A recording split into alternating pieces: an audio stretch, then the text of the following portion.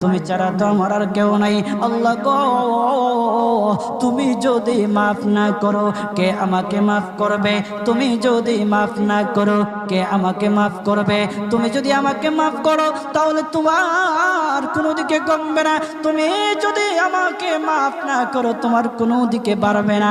আল্লাহ গো, তুমি আমাকে মাফ করে দাও। সারাটা জীবন অন্যায় কাজ করেছি, সারাটা জীবন নাফরমানি করেছি, আমার কাছে কালেমার দাওয়াত কম আসে নাই, আমার কাছে কালেমার দাওয়াত কম আসে নাই, আমাকে লোকেরা কম বোঝায় নাই। ওগো আল্লাহ, তুমি আমাকে মাফ করে দাও।